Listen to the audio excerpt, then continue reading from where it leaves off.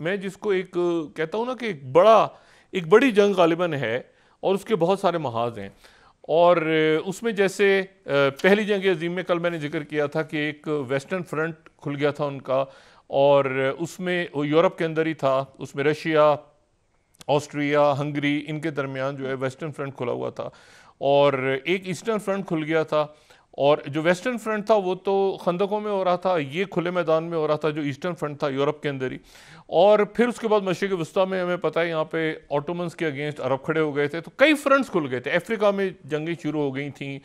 और फिर उसके बाद दूसरी जंग अज़ीम में ऐसे ही हुआ था कि पैसिफिक में अगर पर्ल हार्बर और ये न्यूक्लियर वेपन ना गिरते, हिरोशिमा, और ये हमें पता है कि एक पैसिफिक का महाज था, एक वो जर्मन जो थे वो ईस्टर्न फ्रंट पे भी लड़ रहे थे, वेस्टर्न फ्रंट पे लड़ रहे थे। अब ये जो जंग है, ये क्या ये बड़ी जंग है? अब मैं आपको बड़ी इंटरेस्टिंग आज बात बताऊं कि जो दुनिया के कई अखबार इस वक्त जो है आज पिछले 24 घंटों में उन्होंने अपने अखबारों में ये एक तरह से आप समझें कि ये ट्रैवल एजेंट्स की तरफ से ये बात आनी शुरू हो गई है कि तीसरी आलमी जंग अगर छिड़ जाती है किसी भी वक्त, अच्छा।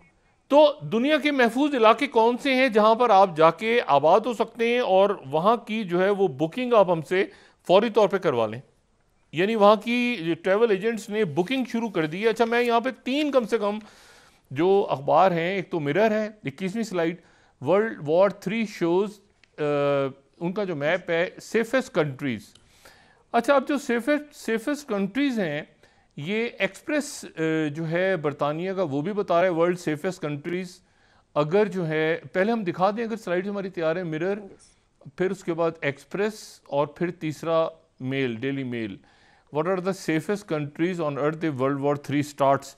अब उसमें वो बता रहे हैं कि जी ये जो है ये पेजर बम्स हो गए, और ये पेजर बम्स भी हो गए, जंग वाइड हो रही है, पुतिन ने हमला कर दिया, ये हो गया। अच्छा, ऐसी जगह बता रहे हैं जहाँ पेजर, जहाँ इंटरनेट और ये भी ना हो, आप महफूज भी रहें। और अच्छा, अब उसमें एक आइसलैंड, फिर ये मैप देखें आप तो कहने या भूटान चले जाएं, या फिजी चले जाएं, या आप न्यूजीलैंड चले जाएं, ऑस्ट्रेलिया मत जाएं, ये मैप शाया हो रहा है, और इंडोनेशिया चले जाएं, साउथ अफ्रीका चले जाएं, चिली चले जाएं, ब्राज़ील ना जाइएगा, अर्जेंटीना चले जाएं, स्विट्ज़रलैंड चले जाएं, आइसलैंड या ग्रीनलैंड चले जाएं।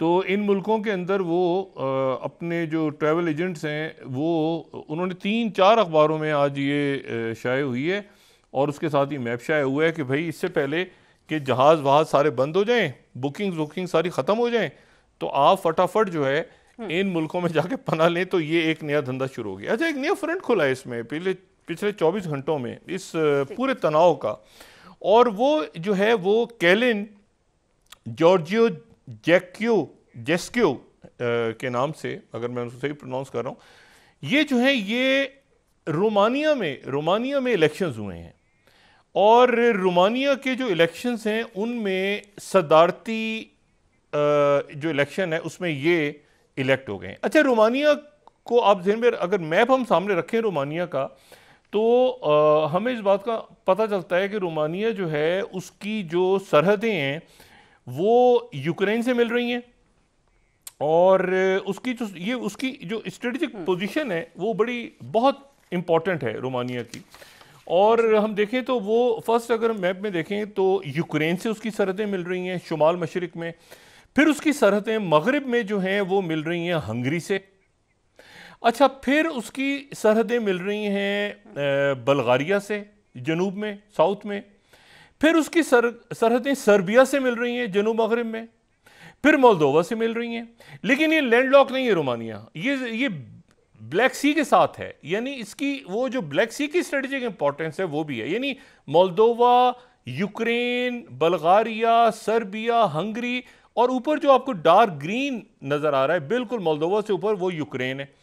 तो इसकी जो स्ट्रेटेजिक इंपॉर्टेंस है वो बहुत ज्यादा है। और ये जहन में रखिए कि ये नेटो का एक मुल्क है, नेटो का रुकन है रोमानिया, और ये जो है यहां पर यूरोप की सबसे बड़ी जो बेस है, मिलिट्री बेस, नेटो वो बना रहा है। यानी रोमानिया की जो जर्मनी की रेमस्टीन बेस है उससे बड़ी बेस यहाँ पे जो है वो तैयार हो रही है। वो बुखारेस्ट जो कि इनका कैपिटल है उससे कुछ फासले पे वो तैयार हो रही है कॉन्स्टेंटा के इलाके में। अच्छा, ये सबसे बड़ी नेटो की बेस होगी पूरे यूरोप में। ठीक।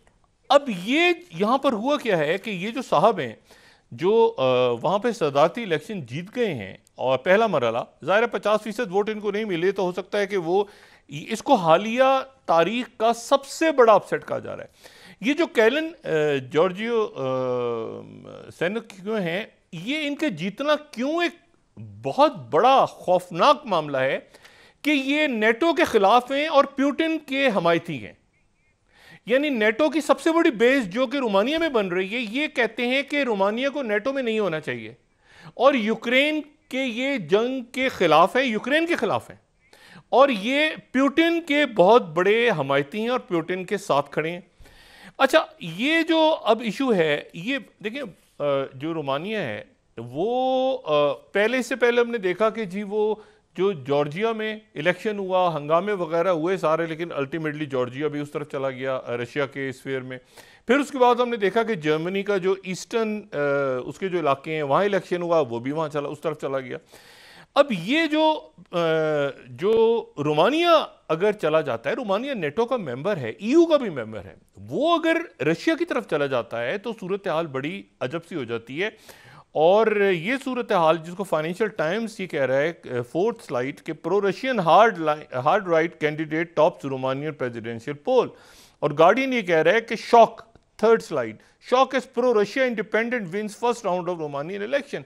नेटो का मुल्क सबसे बड़ी नेटो की वहां पर फौजी अड्डा बन रहा है, और वहां पर जनाब ऐसे साहब जीत रहे हैं जो पुतिन के हामी हैं और नेटो के खिलाफ हैं।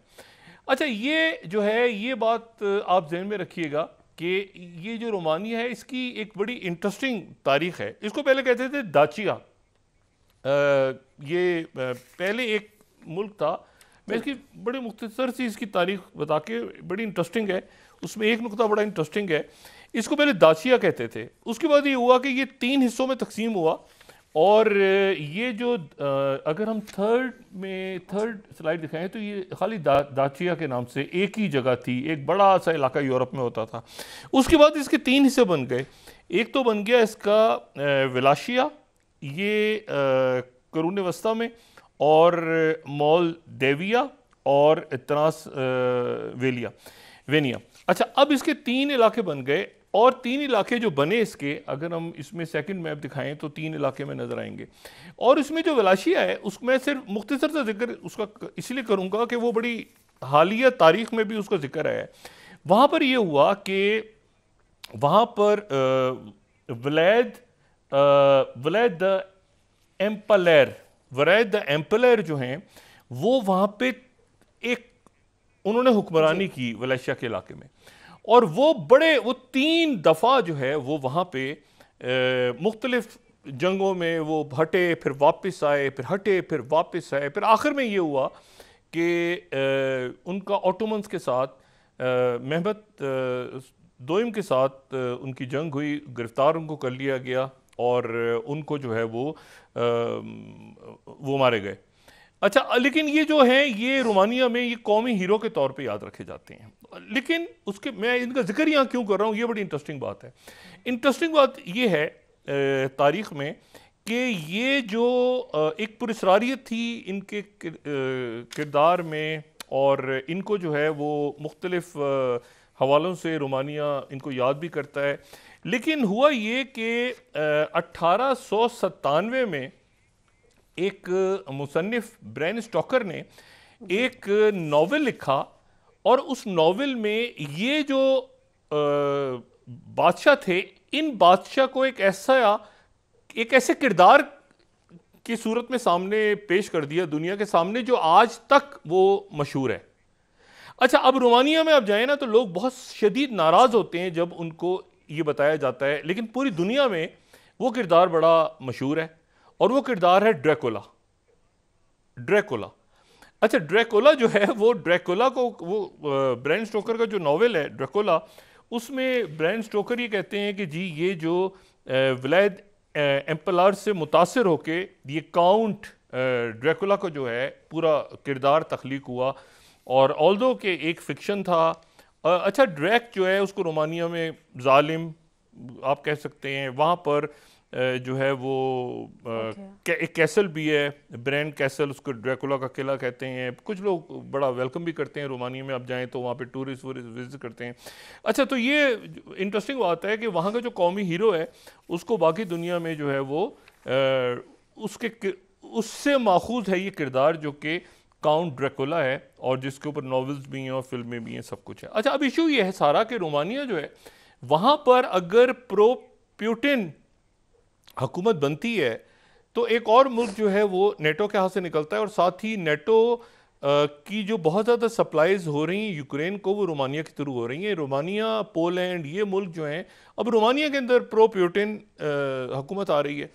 तो और ये एक नया जो है सियासी, आप समझें कि वहाँ पर इससे पहले देखें बहुत, यानी कई सालों तक, ये जब सर्द जंग हुई है तो 1965 से लेके और मेरे ख्याल से 1990 के शुरू तक वहाँ पे ये निकोलाई शेशिश्को जो हैं वो वहाँ पे वो मौजूद थे कई सालों तक, कई दहाइयों तक। वो कम्युनिस्ट थे, वहाँ पर उन्होंने हुक्मरानी की। फिर 89 में उनके ख़िलाफ़ एजिटेशन शुरू हो गया और फिर वो फ़रार हुए। फिर फ़रार होने के बाद वो भागे वहाँ से, जब सोवियत यूनियन के आखिरी दिन चल रहे थे।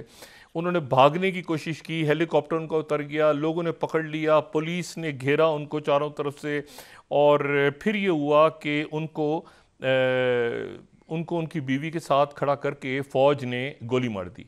ये 1989 का वाक़या है। और मैं सिर्फ यहाँ पे ये सेकंड स्लाइड बीबीसी की कोट यहाँ पे कर दूँ, अगर जिन्होंने डिटेल इसकी देखनी हो, कि बीबीसी ने ये ख़बर इस तरह से दी थी कि अगर शेशिशो की एग्जीक्यूशन ना होती तो मॉब लिंचिंग हो जाती, क्राउड पकड़ के जो है वो उनको फांसी लगा देता मियाँ बीवी को।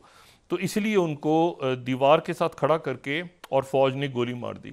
और फिर उसके बाद टेलीग्राफ उस ज़माने का, फर्स्ट स्लाइड अगर मैं दिखाऊं, ये रोमानिया की हिस्ट्री एक बड़ी बिटर हिस्ट्री है। तो उनको ब्लैक विंटर कोर्ट में ही उसके बाद जो है वो उनको दफना दिया गया था, उनके जो बॉडीज़ थी और ये सारा।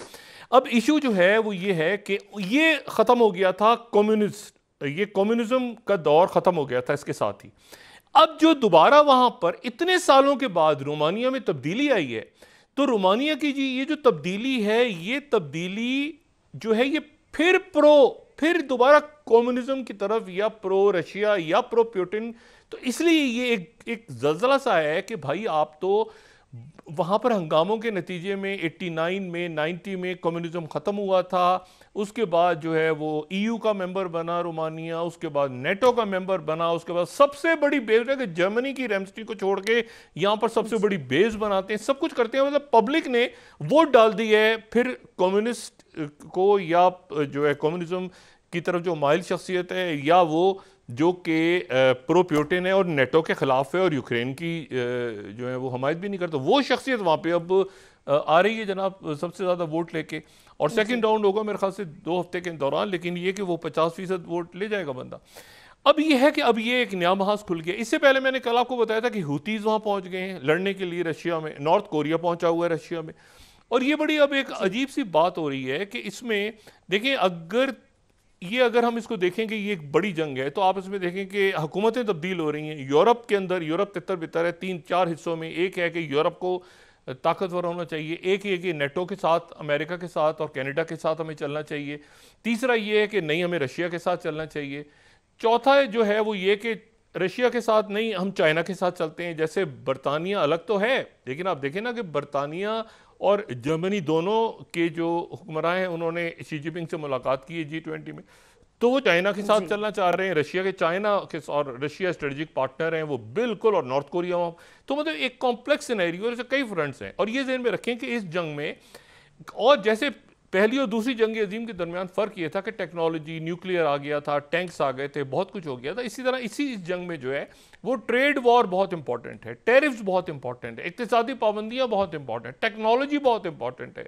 इसमें जो है वो हाइब्रिड जो वॉरफेयर है, जो नफ्सियाती जंग है, जो सोशल मीडिया की बयानिए की जंग है, फेक न्यूज़ हैं, स्पेस के अंदर कैसी वॉर है, सेमीकंडक्टर्स, इसमें यानी बहुत सारे फ्रंट्स हैं।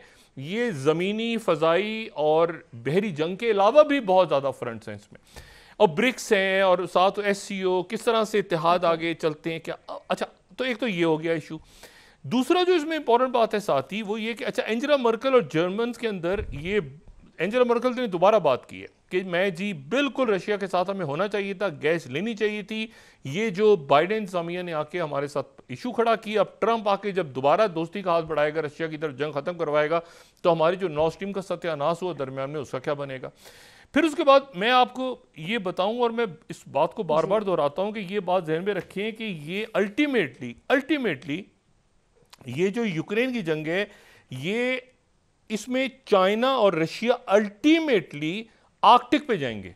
जो आर्कटिक है, जो कि जिसको आप कुतुब शुमाली कहते हैं, ये वहां तक जाएंगे। वहां पर जो है वो पोलर सिल्क रोड वहां पे बन रहा है, पोलर सिल्क, ठीक है। और ये 10 स्लाइड में उसको मैं बार बार ये बात करता हूं कि पोलर सिल्क रोड पे नजर रखें।